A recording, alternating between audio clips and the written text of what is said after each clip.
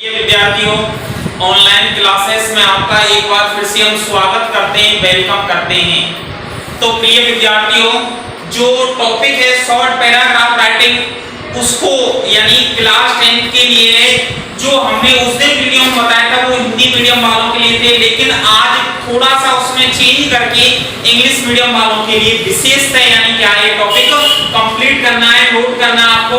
भले हिंदी मीडियम वाले जो विद्यार्थी वो भी इस पे क्या दे सकते हैं, थोड़ा ध्यान दे सकते हैं। तो शुरुआत करते हैं, यानी टॉपिक की क्या है।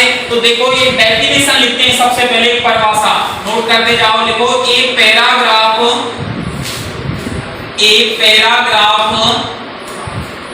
deals with one a paragraph deals with one particular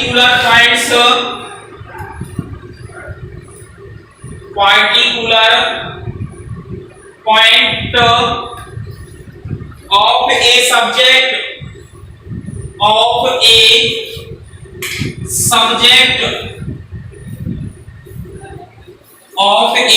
subject देखो a paragraph deals with one particular point of a subject।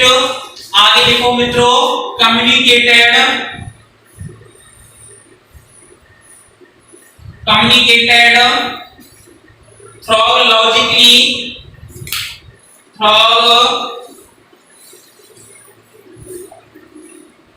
logically bold and grammatically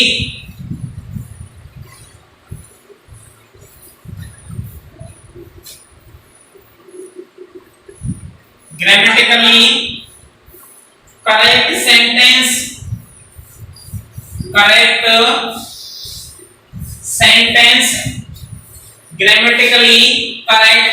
sentence, यानी ये जो होता है वह एक स्थिति में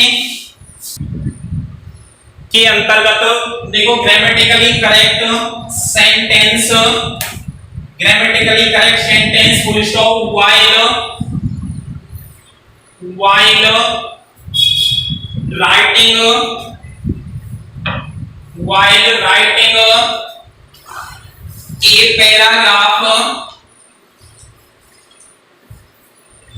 writing a paragraph the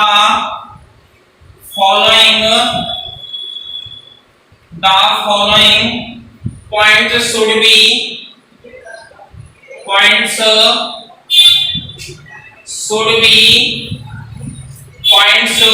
should be kept in mind।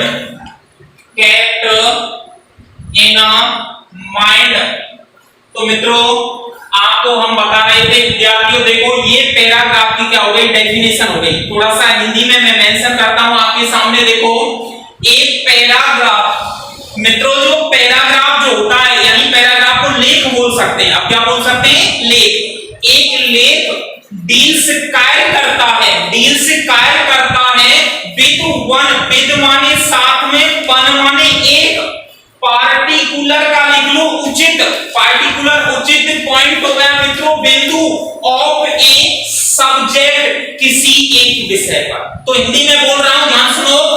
एक लेख कार्य करता है एक उचित बिंदु के विषय पर। एक लेख एक उचित बिंदु के विषय पर कार्य करता है। आगे देखो कम्युनिकेटेड का मीन्स है मित्रों जुड़ा होता है या बातों का आदान प्रदान करता है। थ्रॉग माने के द्वारा, लॉजिकली माने तर्कयुक्त, भाई तर्कयुक्त, और बिल्ट और निर्माण करता है।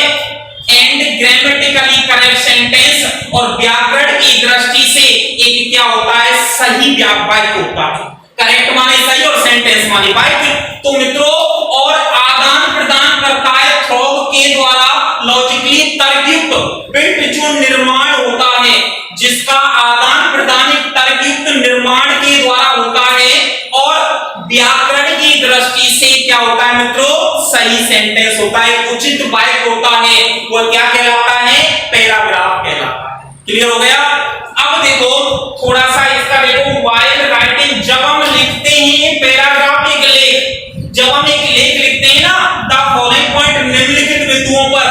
Should be kept in mind, तो वो हमें अपने दिमाग में रखने चाहिए। जब भी हम कोई लेख लिखें तो पॉइंट है मित्रों यहाँ पे, तो उनको हम दिमाग में रखें। तो ये इंग्लिश मीडियम वालों के लिए थी। जितने भी विद्यार्थी हैं नोट करते जाओ, इसको ध्यान से लिखते जाओ मित्रों। तो एक पैराग्राफ जो होता है एक विशेष विषय के साथ विशेष रूप से जुड़ा रहता है और तार्किक रूप से निर्माण करता है, ग्रामेटिकल की दृष्टि से एक सही पॉइंट होता है। जबकि एक पैराग्राफ जो होता है उसको लिखते समय हमें निम्नलिखित बिंदु ध्यान में रखने चाहिए। तो सबसे पहले मित्रों इसका पॉइंट है, 4 पॉइंट होते हैं, मैंने आपको उस दिन नोट कराया कि आप ध्यान से देख लो एक बार। थीम, नंबर सेकंड होता है मित्रों यूनिटी, नंबर थर्ड होता है मित्रों वैरायटी, और नंबर 4 होता है मित्रों एंडिंग।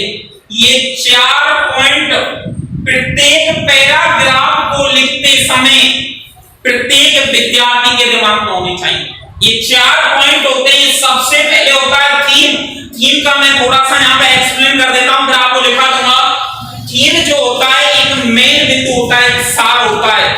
कहने का मीन्स होता है जब हम किसी बिंदु पर लिखते हैं तो उसके बारे में जो प्रारंभिक बातों के बारे में जो चर्चा करते हैं वो थीम होता है मित्रों। यूनिटी, यूनिटी उस पैराग्राफ उस लेख की एकता को बताती है कि इसमें किन-किन बातों का अच्छी तरीके से समाहित किया गया, संग्रह किया गया है मित्रों। वैरायटी एक विविधता को बताती है, एक विविधता का बोध कराती है, और एंडिंग जो होता है उसका क्या कराता है, अंत कराता है। अंत में उसका कोई भी बात लिखें, उदाहरण दूं, कोई व्यक्ति आपके घर पे आया तो सबसे पहले वो अपना परिचय देता है कि नहीं देता है? परिचय देता है तो थीम हो गया वो उसका कि सर मैं वो व्यक्ति हूं, और उस व्यक्ति से मिलना है, थीम हो गया। यूनिटी, किस काम से आया है, कारण बताएगा कि नहीं बताएगा? यूनिटी बताएगा विद्यार्थियों, और उसके बाद उस यूनिटी के बाद आप कॉज निकालेंगे क्या किस कारण से आया है, क्या-क्या विशेषताएं, और अंत में वो अपना निष्कर्ष जरूर बता के जाएगा। तो ये 4 पॉइंट होते हैं। तो मित्रों आज सबसे पहले आप नोट करो थीम यहाँ पे, और थीम के बारे में हम आपसे क्या करेंगे, चर्चा करेंगे। तो देखो नंबर फर्स्ट पॉइंट है अपना थीम, नोट करो। थीम में लिखो मित्रों क्या होता है, थीम लिखो the writer should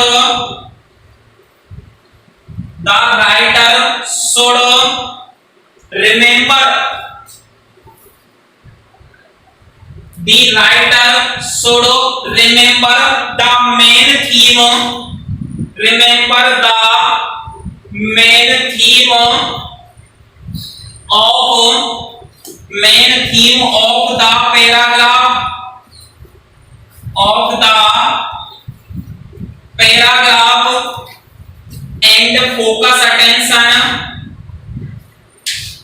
and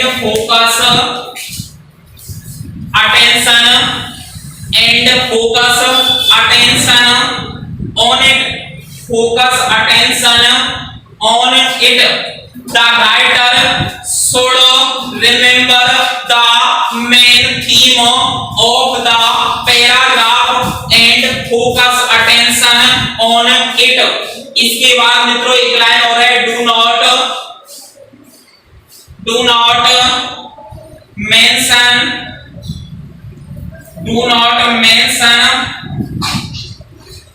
other topics, do not mention topics in the paragraph,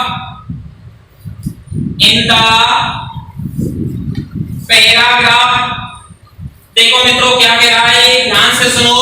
theme किसे कहते हैं आपको मैंने अभी बताया, सार होता है किसी पैराग्राफ की। इंट्रोडक्शन जो होती है वो थीम कहलाती है, इंट्रोडक्शन जो होती है वो थीम कहलाती है। तो मित्रों थोड़ा सा सुनो इसके बारे में। देखो द राइटर, लेखक जो होता है, लेखक शुड रिमेंबर, उसे ध्यान रखना चाहिए, द मेन थीम, प्रमुख बिंदुओं का, ऑफ द पैराग्राफ, उस पैराग्राफ के बारे में। लेखक को उस पैराग्राफ के बारे में जो प्रमुख बिंदु हैं उनका ध्यान रखना चाहिए। क्या रखना चाहिए? ध्यान रखना चाहिए। एंड फोकस अटेंशन, और ध्यान देना चाहिए, फोकस अटेंशन ध्यान देना चाहिए, ऑन इट, उसके ऊपर। फोकस माने ध्यान देना, अटेंशन माने विशेष रूप से, तो उसे विशेष रूप से उसके ऊपर क्या देना चाहिए? ध्यान देना चाहिए। Do not mention, do not माने नहीं करना है, मेंशन अन्य बिंदुओं का इन द पैराग्राफ, एक पैराग्राफ के अंदर, यानी पैराग्राफ के अंदर अनेक बिंदुओं का या अन्य बिंदुओं का क्या नहीं करना है मित्रों, अध्ययन नहीं करना है। देखो क्या कह रहा है कि प्रत्येक लेखक जो होता है उसे ध्यान रखना चाहिए प्रमुख बिंदुओं का ऑफ द पैराग्राफ, एक पैराग्राफ के अंदर, और ध्यान देना चाहिए मित्रों, ध्यान देना चाहिए प्रत्येक, यानी पढ़ने वाले का ध्यान आकर्षित करना चाहिए ऑन इट इसके ऊपर, और डू नॉट मेंशन, वर्णन नहीं करना है अदर टॉपिक, अन्य बिंदुओं का इन द पैराग्राफ। पैराग्राफ मित्रों ये कह रहा है जिस विषय वस्तु से संबंधित है उसका ही वर्णन करो, अन्य विषय वस्तु का इसमें जिक्र भी मत करो। तो ये क्या था मित्रों, इसका थीम था, और ये ऊपर जो है इसकी डेफिनेशन थी। अब मित्रों चर्चा करेंगे इसकी यूनिटी के बारे में।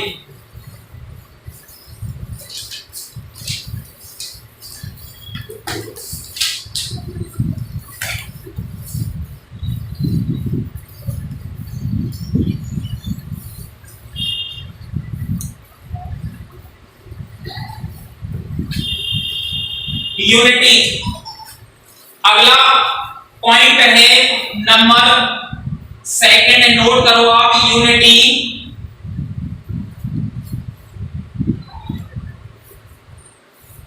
यूनिटी एकता होती है उस पैराग्राफ का, यानी जो सार होता है सेंटेंस का एक बंधा हुआ रूप यूनिटी कहलाती है।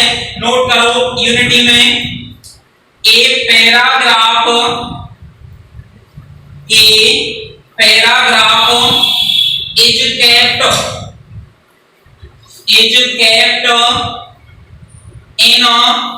is kept in balance, a paragraph is kept in balance by using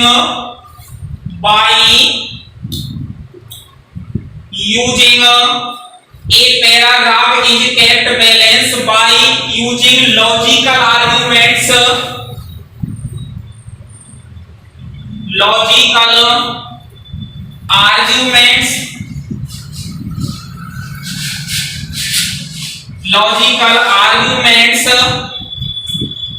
if there is a cause, if there is a cause of something,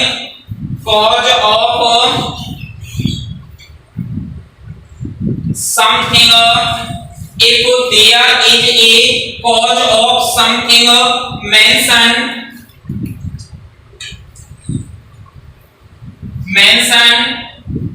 in the paragraph,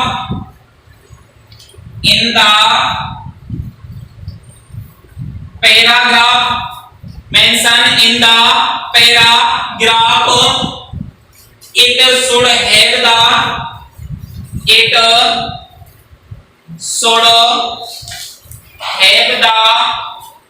it should have the effect also,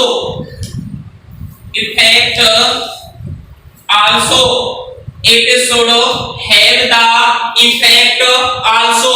तो देखो मित्रों ये क्या कह रहा है हमसे, ये कह रहा है एक पैराग्राफ, एक जो पैराग्राफ जो होता है इज केप्ट, वह रखता है इन बैलेंस, संतुलन, एक पैराग्राफ संतुलन रखता है बाय यूजिंग लॉजिकल आर्गुमेंट, एक तर्क यानी लॉजिकल तथ्यात्मक आर्गुमेंट, तर्कों के द्वारा एक अनुच्छेद या लेख जो होता है वो यानी एक क्या रखता है, तर्क रखता है, एक बैलेंस रखता है, एक संतुलन बना के रखता है तार्किक तथ्यों के द्वारा।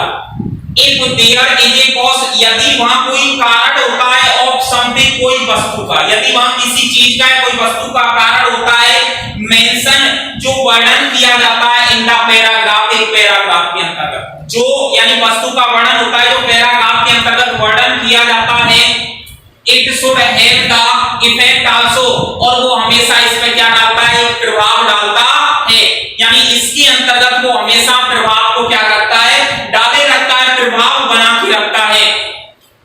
यानी एक paragraph is kept balanced by using logical argument, एक पैराग्राफ बनाए रखता है संतुलन प्रयोग करके, तर्कयुक्त तथ्यों का, और यदि वहां कोई अन्य कारण है कोई वस्तु को वर्णन करने का इस पैराग्राफ के अंतर्गत, यदि वहां कोई कारण है किसी वस्तु का एक पैराग्राफ के अंतर्गत वर्णन करने का, it should have the effect also, और उसका वहां पे क्या पड़ता है, प्रभाव भी पड़ता है। ये यहां तक कंप्लीट हो गया मित्रों। तीसरा पॉइंट लिखो आप इसके अंतर्गत, वैरायटी। वैरायटी विविधता जो होती है, विविधताएं जो पाई जाती हैं, यहाँ पे विविधताओं के बारे में चर्चा करेंगे मित्रों। तो लिखो यूज फैमिलियर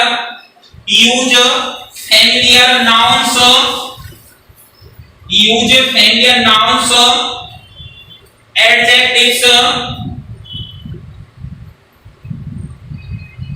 और adverb, use familiar nouns, adjective, adverbs. इसके बाद लिखो मित्रों, to avoid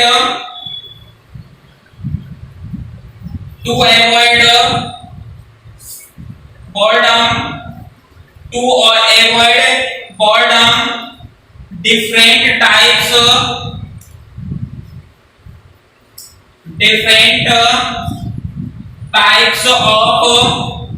different types of sentence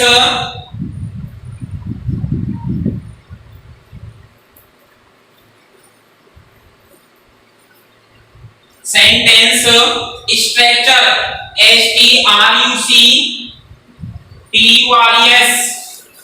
structures। उसके बाद मित्रों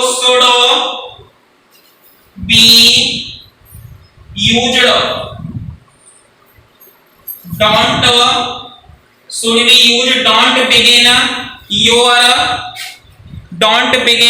your हाँ जी। तो इसके अंतर्गत use familiar nouns, adjective, adverbs, to avoid boredom, different types of sentence structure should be used. इसके बाद देखो don't begin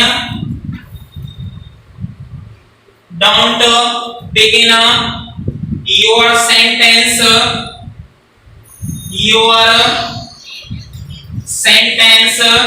don't begin your sentence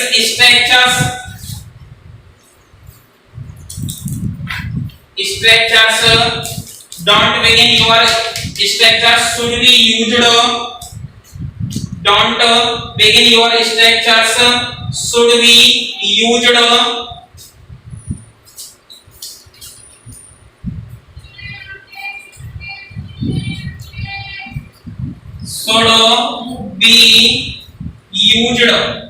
should be used, don't begin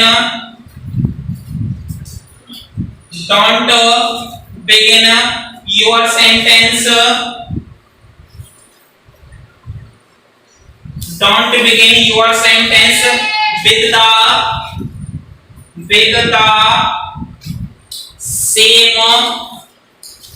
the same noun and pronoun, example लिखो मित्रों, he said that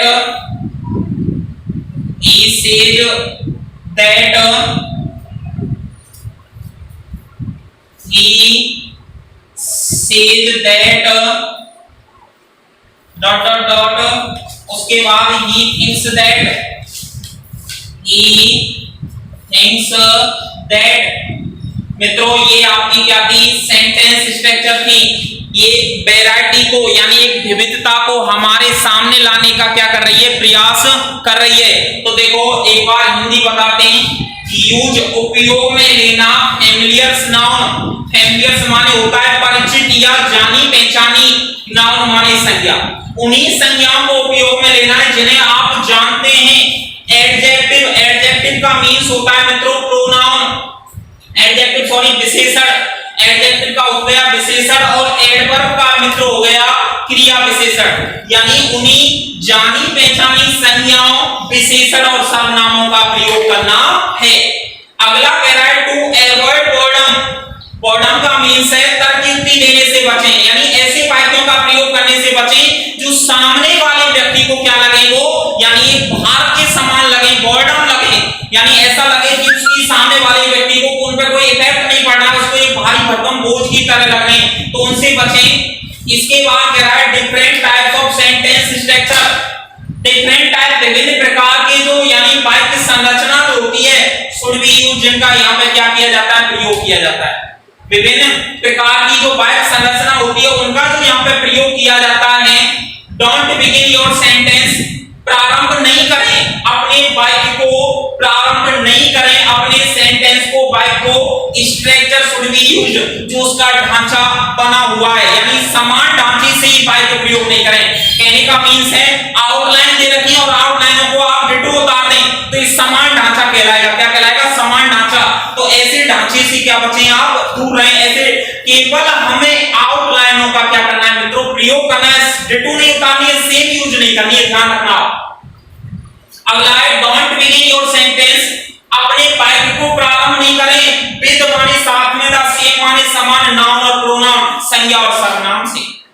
अपने वाक्य को समान संज्ञा और सर्वनाम से, संज्ञा और सर्वनाम जैसे एक है उनसे ही बार बार प्रारंभ नहीं करें, यानी इन चीजों से क्या करें, बचें। जैसे एग्जांपल दिया गया ही सेज दैट और ही थिंक्स दैट, यानी ही थिंक्स दैट और ही सेज दैट, यानी एक समान स्थिति का बोध करा रही है दोनों। तो ऐसी चीजों का यानी ये कह रहा है और इसमें वो सोच रहा है, तो ऐसे यानी आप प्रयोग करें, अलग अलग ही सेंटेंसों का क्या करें, प्रयोग करें, एक ही वाक्य को बार बार रिपीट नहीं करें। बहुत से लोग जो होते हैं वो पैराग्राफ लिखते हैं, बहुत से विद्यार्थी को एक ही शब्द को बार बार दोहरा देते हैं, ये गलत है, क्योंकि इसकी जो वैरायटी है, विविधता जो है वो नष्ट हो जाती है।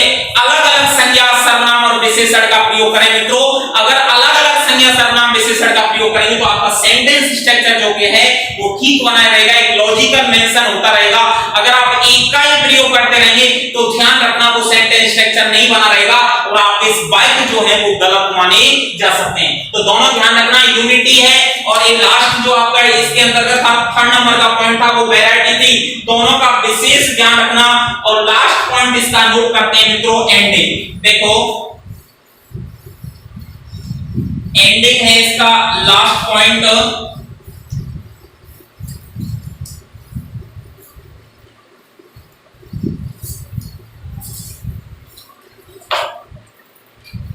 हाँ जी, नंबर 4 डालो, एंडिंग। समाप्तिकरण, समाप्ति या समाप्तिकरण, यानी जब सेंटेंस या वाक्य आपके समाप्त हो जाते हैं तब हम किसका प्रयोग करते हैं, एंडिंग का प्रयोग करते हैं। ये एंडिंग होता है वाक्य की समाप्ति का क्या कराता है, बोध कराता है। तो देखो मित्रों इसमें the ending should not be sudden, should not be sudden, the ending should not be sudden, the thought with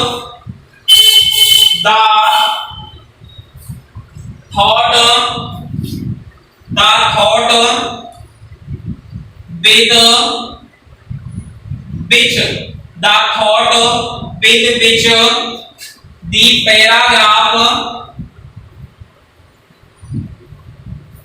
the paragraph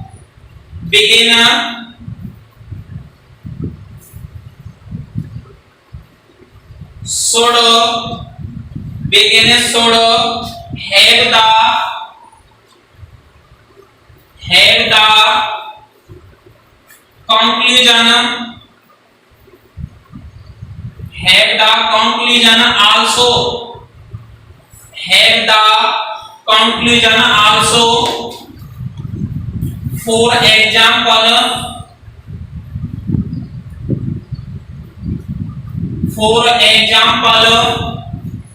if the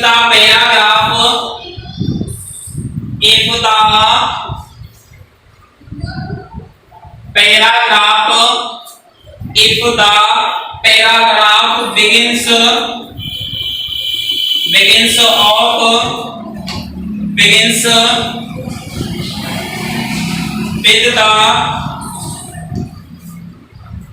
with the description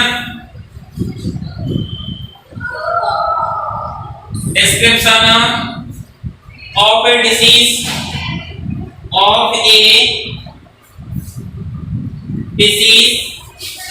description of a disease. It should end with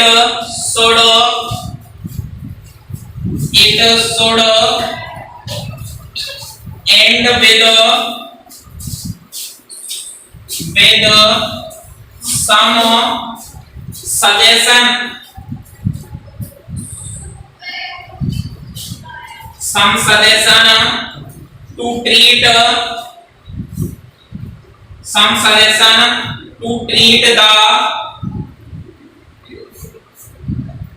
disease or with an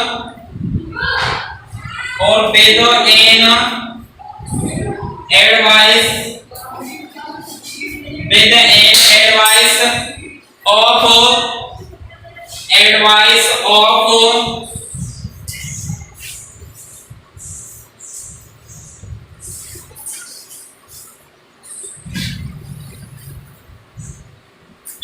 precaution about it.